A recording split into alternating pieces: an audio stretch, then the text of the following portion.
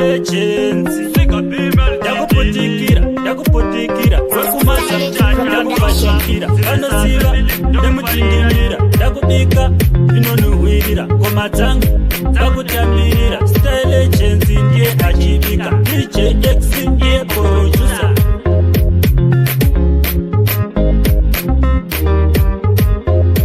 Mudzimu yekwangu iwe ndapota usandikanganwa, paya pandinomuka ndichishanda usandikanganwa. Mudzimu yekwangu iwe ndapota usandikanganwa, paya pandinomuka ndichishanda usandikanganwa.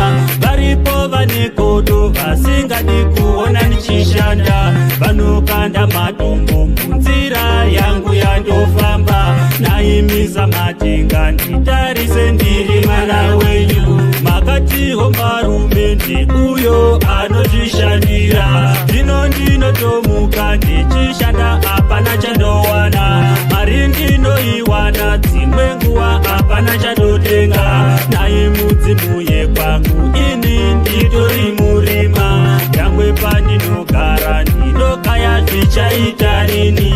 Saka pandichamuka ndichishanda ndosiya ndapira, makati mudzimu weshiri inga uri mudendere. Ndino pandinomuka ndichienda ndosiya ndapira, kuti pandinoenda ikoko ndifambe zvakanaka. Mudzimu yekwangu iwe ndapota usandikanganwa, paya pandinomuka ndichishanda usandikanganwa. Mudzimu yekwangu iwe ndapota usandikanganwa, paya pandinomuka ndichishanda usandikanganwa.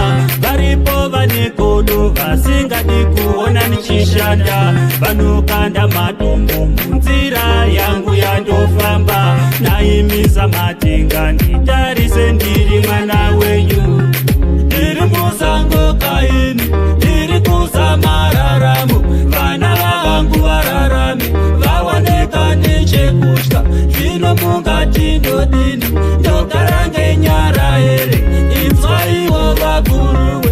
Ndiri musango kaini, handinyarare kaini, kusvika mandinyara. Mudzimu yekwangu iwe ndapota usandikanganwa, paya pandinomuka ndichishanda usandikanganwa. Mudzimu yekwangu iwe ndapota usandikanganwa, paya pandinomuka ndichishanda usandikanganwa. Varipo vanekodo vasingadi kuona ndichishanda, vanokanda matombo munzira yangu yandofamba. Naimisa matenga nditarise ndiri mwana wenyu.